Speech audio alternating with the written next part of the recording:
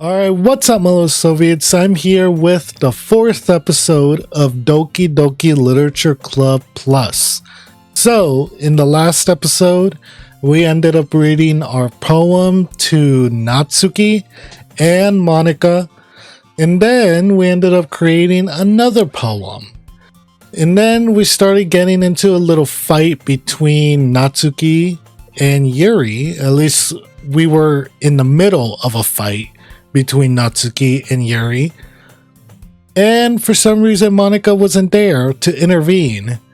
And that's exactly where we stopped at for this episode.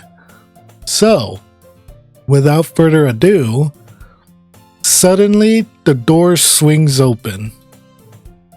Sorry, I'm super sorry. Ah, there you are. I didn't mean to be late. I hope you guys weren't worried or anything. Eh? Monika chose the club over her boyfriend after all. You're so strong-willed. You're so strong-willed. Yeah, boyfriend? What on earth are you talking about?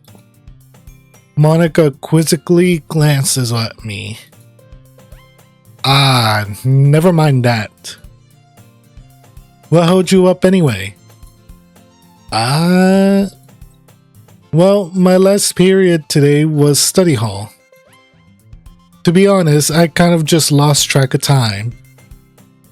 That makes no sense though. You would have heard the bell ring at least. I must not have heard it since I was practicing piano. Piano? Exactly, piano? Alright. I wasn't aware you played music as well, Monika.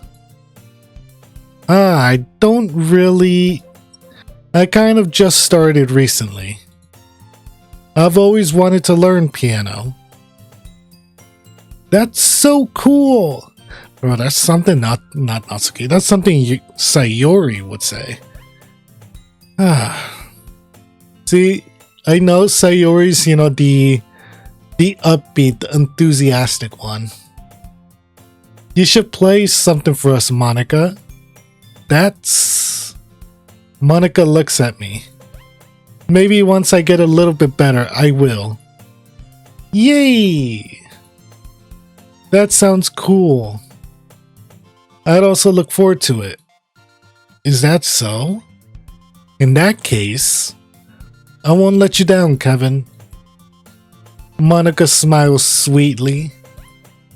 I didn't mean any pressure or anything like that. Don't worry, I've been practicing a whole lot recently. And I'd really love the chance to share once I'm ready. I see. In that case, best of luck. Thanks. So, I didn't miss anything, did I? No, not really. I mean, you missed a fight between Natsuki and Yuri, but... yeah, let's just go with that, not really. I choose to leave out Sayori's mischievous escapade. I'm sure Natsuki will end up complaining to her anyway. It looks like everyone has already settled down. Sayori somehow already finished her entire cookie. Yuri is back to her book and Natsuki disappeared into the closet. To get her manga? Kevin! Kevin! Sayori suddenly comes up to me. I'm gonna go get some supplies from another classroom. Want to come with me? Supplies? What for? Well, you know how the festival is coming up. Me and Monika were gonna make some posters and stuff. So I need to go find some crayons and markers and glue sticks. I see. Sure, I'll go with you. Yay! Okay, Monika, we'll be back soon. Are you going with Kevin to get the supplies? There's no need to trouble yourself. I'd be happy to go with him. But I wanted to go. It's so much fun exploring empty classrooms and stuff. Okay. It was just a suggestion. See if you can find poster paper too, okay? Okay. Ready, Kevin? Yep, let's go. Alright, Sayori and I exit the club room. I follow behind as Sayori hums and skips around the hallway. Honestly, feels like I'm taking a kid to the mall or something. Sayori finds pleasure in the simplest things sometimes. Hey Sayori, what exactly are we doing for the festival anyway? I'm not sure how you would make an event out of literature. Hehe, me and Monika have it all planned out. Don't you worry. Is that so? Yep. We're gonna do a poetry performance. Oh fuck, that doesn't sound like a good idea. A performance? Of what kind?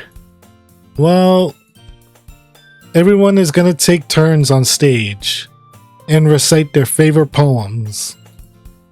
Ah, that sounds kind of dull. Kevin! You're not thinking about it the way... I'm sorry. You're not thinking about it the right way at all.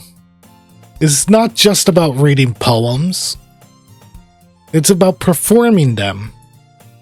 Like you say the lines of the poem, like, between my feet, the last remaining flower beckons to me. I twist the stem, freeing it from its clinging roots, caressing the final joyous moment between my fingers. But to what ends have I summoned this joy? For now, when I look in every direction, the once prosperous field before me is but a barren wasteland. Like that! Wow. For someone like Sayori, I didn't expect that at all. Sayori? How do I put this? I'm sure it's just me, but it's impossible for me to take you seriously when you talk like that. You meanie. I'm working super hard on this, you know? I know. I just meant that it's a pretty unordinary contrast to your cute self. Don't say that, it's embarrassing. But I guess that means I'm doing a good job. Yeah, I guess so. I'm so excited. The festival is going to be so much fun. Sayori spins herself around in the hallway again. Hey Kevin, this classroom over here is empty. Let's begin the mission. The mission, eh? It's been a long time since I've spent time with Sayori like this. But in the end, she hasn't changed one bit. She's nothing but a ball of sunshine drawing happy vibes from the world around her. It's a pretty nostalgic feeling for me. As the years went by, I began to hole myself up in my room more and more. So going adventuring with Sayori brings about a special sort of feeling I forgot I had in me. The two of us enter the classroom. Sayori heads straight to the closet and I follow. Let's see what we have in here. Crayons! Sayori pulls a box full of crayons off the shelf. They're the best brand too. There's good brands of crayons. Well, realistically, that would be Crayola.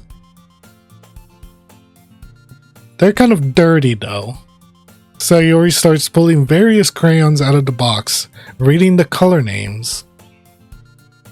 Alright, that's one down. Don't get distracted, we still need to find... Wait, I'm looking for my favorite color. Fine. Then at least move aside so I can look for the poster paper. I dropped one by accident. Oh, what was that? Kia! Sayori bends over and smacks her forehead right into the shelf. Aww. Girl, why? She falls to the floor and the crayons spill all over her lap. Ow, wow, wow, wow, wow. You okay? My forehead. Sayori clutches her forehead. Jeez, Sayori. That's just like you, isn't it? Come on, let me see.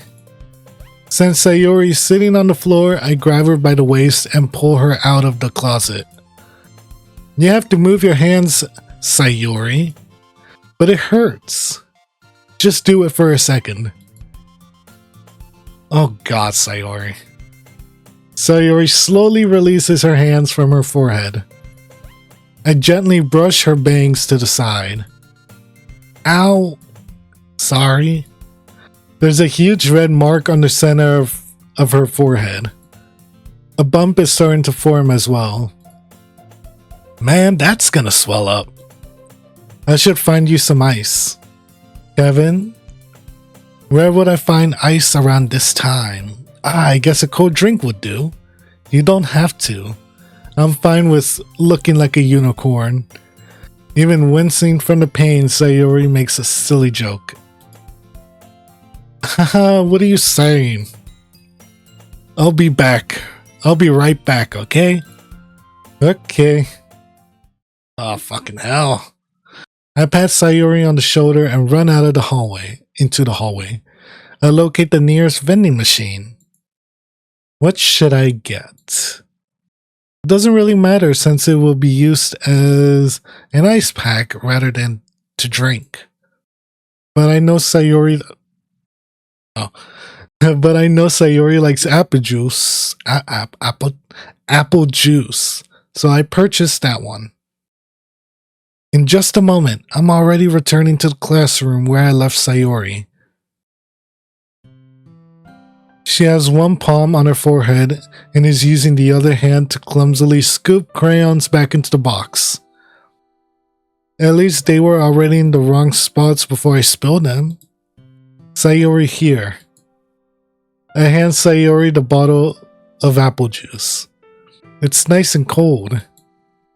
Sayori opens the cap and starts drinking from it. Sayori, what are you doing? Exactly, girl. It's for your forehead, idiot. Ah. Sorry, I forgot.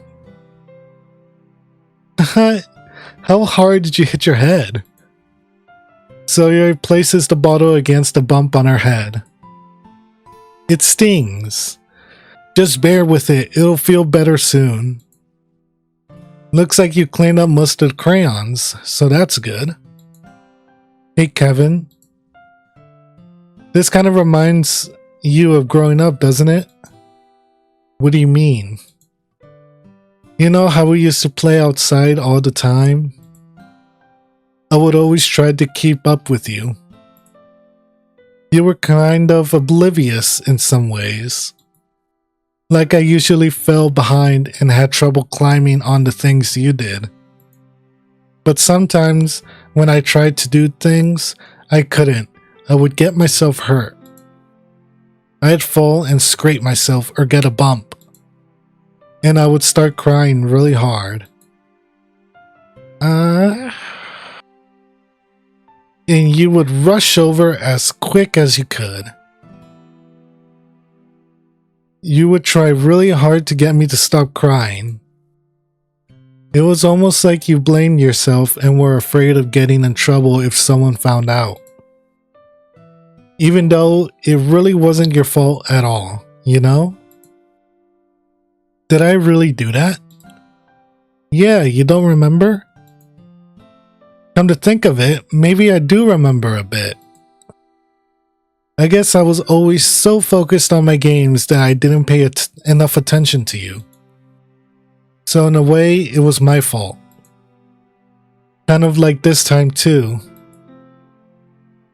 If I wasn't rushing you out of the closet, you probably wouldn't have hit your head. Kevin? I don't think you realize it, but you're always thinking about other people. Even after all these years. You're rushing to help me, even though I'm just being clumsy. You're really a sweetheart. Don't call me that. And I don't really do this kind of thing at all. And I don't really do this kind of thing all the time. There we go. I guess when it comes to you, it just feels natural. Before I even know it, I'm treating you like that. I guess that's what happens when you've been friends for so long. Really? Maybe you're right. Kevin? I'm so glad that nothing's changed between us. Do you think it'll be like this forever? Forever? If I'm honest to myself, there's no telling where we'll end up. Where we'll each end up for college or after that. So it wouldn't be fair for me to make any promises. But, well, I hope so. It's been this long already, right? I can't imagine you ever changing, so my hopes are up. I'm so happy. Sayori has a whimsical expression in her eyes. We remain silent for a moment. She's so silly and clumsy on the outside that when I see her deep in thought like this, it makes me not want to disturb her. I guess we should go back. I don't want to worry Monika, you know? Good luck with that. She's gonna see your forehead either way. Not if I hide it under my bangs. Sayori hops to her feet. Ah! She clutches her forehead again. Don't stand up so fast ever hurting yourself. Oof. Well, I guess it's too late now. Anyway, let's go. I follow Sayori out of the classroom. Sayori plays with her bangs to try to hide the bump, but without much success. In a moment, we make it back to the club room. Ah, you're back. Good timing. I was just about ready to start with sharing our poems. Sayori, your forehead. She's fine, don't worry about. I was playing with the crayons and smacked my forehead into the shelf. Well, anyway. Were you able to find everything we needed? I have it right. Sayori frantically glances around her. I forgot all of the stuff. Calm down, Sayori. I have it all right here. I found the poster paper too. Aha! Sounds like you ended up doing all the work, Kevin. Ah, well, Sayori. I failed to come up with an excuse for Sayori. I made it an adventure. Yeah, that. Aha, okay. In any case, good work. I'll start working on the posters tonight. Me too. Okay, everyone. Are you ready to share your poems? Guess I should grab mine. After making sure the crayon box is closed tightly, I return to my seat. Alright, let's go with Sayori next. I mean, this time. Again. Kevin? I really love your poems. I can't believe you've been hiding these from me. Yeah, I'm not hiding anything. But your poems are so good. Yesterday's and this one too. You can't tell me you haven't done this before. I mean, you're really the only one who feels that way, so... Eh? No way. Not even Natsuki? Well, I guess Natsuki is the least likely to admit how much she likes something. But I don't think it's that. What do you mean? Well, I guess I'll be honest about it. It's a lot easier to write poems when I'm thinking about you. Ooh. Alright, my guy, trying to rizz her up. Eh? What? Stop thinking weird things, idiot. I just mean that you're a really expressive person, I guess. How am I supposed to write poems about my own stupid life? But you somehow make everything in your life an adventure. Even the little things. Like cooking. Let's not talk about that. So yeah. I guess what I'm saying is that I can feel more feelings through you than I can through myself. We have that kind of weird connection. It's your fault for getting in my business all the time. Eh? I don't know if I understand. Sigh. You never understand when I try to explain things to you, do you, Sayori? I pat Sayori's head. Hey, I'm not a kid, you know. Are you sure about that? Maybe. Sayori starts fiddling with her pencil between her hands. Hey, Kevin, will you give me your poem? I kind of want to keep it. Huh? Why? Because, well, it's the first time you've written something for me. Hey, shit. Sayori, you completely misunderstood. I didn't write this for you. Are you even listening anymore? Well, whatever. I'll give it to you when we go home. Really? Snap! I broke my pencil. Sayori hastily bends down to pick up the piece she dropped. But being inattentive of her surroundings, she bumps right into me. Sorry. It's fine, it's fine. I'll get it for you. I bend down and pick up the broken pencil. Sayori clutches the desk beside her to support herself, knees shaking. I'm a little clumsy today. Let's sit down, Sayori. Yeah. I grab Sayori's arms and help her sit at the desk. Anyway, I still haven't read your poem. Oh. Sorry, I forgot about that. But it's not as good as yours. Geez, don't worry. It can't be that bad, can it? I'm sure I'll like it. Bottles. Oh, Sayori, what the fuck? Alright. Bottles. I pop off my scalp like the lid of a cookie jar. It's the secret place where I keep all my dreams. Little balls of sunshine, all rubbing together like a bundle of kittens. I reach inside with my thumb and forefinger and pluck one out. It's warm and tingly, but there's no time to waste. I put it in a bottle to keep it safe, and I put the bottle on the shelf with all of the other bottles.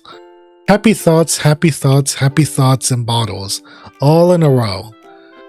My collection makes me lots of friends. Each bottle a starlight to make amends.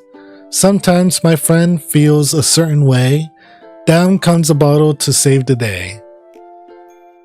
Night after night, more dreams. Friend after friend, more bottles. Deeper and deeper my fingers go. Like exploring a dark cave, discovering the secrets hiding in the nooks and crannies. Digging and digging, scraping and scraping. I blow dust off my bottle caps. It doesn't feel like time elapsed. My empty shelf could use some more. My friends look through my locked front door. Finally, all done. I open up and in come my friends. And they come in such a hurry. Do they want my bottles that much? I frantically pull them from the shelf one after the other, holding them out to each and every friend, each and every bottle. But every time I let one go, it shatters against the tile between my feet. Happy thoughts, happy thoughts, happy thoughts in shards all over the floor. They were supposed to be my friends who aren't smiling. They're all shouting, pleading, something, but all I hear is echo, echo, echo, echo, echo inside my head. Sayori, do you gotta go to the psych ward, my girl? Holy crap. Sayori, did you really write this? Of course I did. Didn't I tell you yesterday I was gonna write the best poem ever? Yeah, but... I mean, I didn't expect something like this coming from you. Monika taught me a whole lot. And I've been really in touch with my feelings recently. I see that. It's almost kind of creepy. Creepy? Well, not exactly. Maybe because I'm so used to you being cheerful. Well, never mind. I'm thinking too hard about it. The point is, it came out good, so you should be proud of it. Aw, thanks. I feel like I was meant to express myself this way. It even helps me understand my own feelings a little bit better. Writing is like magic. You've gotten pretty passionate about this, huh? I hope you keep it up. Yeah! Writing's the best. I'm gonna keep writing until I die. Haha, don't get ahead of yourself. Sayori's always had a habit of getting obsessed with something before dropping it no more than a week later. I wonder if this is one of those times. But seeing the passion in her eyes makes it hard for me to be pessimistic. Alright, I think I got time for one more. Fuck it, let's go with Natsuki. Hello, girl. Well, it's not really any worse than your last one. But I can't really say it's any better either. Phew! Huh? Phew what? Well, anything that isn't a train wreck, I'll take as a win. And I get the feeling you're probably the most critical. Hey, what makes you... Wait, maybe that was a compliment? Glad to see someone recognizes my experience. Well then, keep practicing and maybe you'll be as good as me someday. That's, something tells me Natsuki completely missed the point. Come to think of it, this kind of reminds me of Sayori's poem from yesterday. Yeah, you think so? Yeah, well I guess if you've been friends with her for so long, you might be on the same wavelengths. But you never really struck me as her type. Nah, fuck that. Sayori has a type? All of a sudden? Well, I don't know, but honestly, how can someone so fluffy spend so much time with someone like you? It's like she's dragging around a deep dead weight. What's that supposed to mean? That was a little unnecessary. It was. Come on, Natsuki. But think of it this way. If it weren't for me, she would probably just fly away like letting go of a balloon. You could say we each take care of each other in our own way. Whatever it is, I don't get it. Oh yeah, I guess I'm supposed to show you my poem. Here. Oh gosh, wait. Let me take a yawn. Let me take a cough. Alright, let's read this. Amy likes spiders. You know what I heard about Amy? Amy likes spiders. Icky Wriggly? Alright. Icky, wriggly, hairy, ugly spiders. That's why I'm not friends with her. Amy has a cute singing voice. I heard her singing my favorite love song. Every time she sang the chorus, my heart would pound to the rhythm of the words. But she likes spiders. That's why I'm not friends with her. One time I hurt my leg really bad. Amy helped me up and took me to the nurse. I tried not to let her touch me. She likes spiders, so her hands are probably gross. That's why I'm not friends with her. Amy has a lot of friends. I always see her talking to people. She probably talks about spiders. What if her friends start to like spiders too? That's why I'm not friends with her. It doesn't matter if she has other hobbies. It doesn't matter if she keeps it private. It doesn't matter if it doesn't hurt anyone. It's gross. She's gross. The world is better off without spider lovers, and I'm gonna tell everyone. Natsuki? Got something to say, girl? Not bad, right? It's quite a bit longer than yesterday's. Yesterday's was way too short. I was just warming up. I hope you didn't think that was the best I could do. No, of course not. Anyway, the message is pretty straightforward in this poem. I doubt I have to explain it. That you don't like spiders? Sometimes you can explain complicated issues with much simpler analogies. And it helps people realize how stupid they're being. Like, anyone would agree that the subject of this poem is an ignorant jerk. Is that supposed to be Yuri? Are you supposed to be talking about Yuri in this? Do you know people like that? Of course! It's about how everyone thinks That doesn't matter. It can be about anything. I wrote it to be easy to relate to. Do you have a spider, girl? No way. Everyone has some kind of weird hobby or a guilty pleasure. It's either you got a spider, you like manga, or... Wait, you do like manga. It's either you have a spider, you like anime, or it's your manga obsession. One of those three. Something that you're afraid if people find out, they'll make fun of you or think less of you. But that just makes people stupid. Who cares what someone likes, as long as they're not hurting anyone and it makes them happy? I think people really need to learn to respect others for liking weird things. Well, you're definitely right. At least I can relate to that. And I'm sure a lot of people can too. It's what I do best, after all. I don't like writing unless there's a good message to take away from it. Like, conveying emotions is important. But I want to make people think, not just feel. Remember that. I'm gonna write a good one for tomorrow too, so look forward to it. Oh fuck, I gotta write another poem too? Son of a bitch. Alright.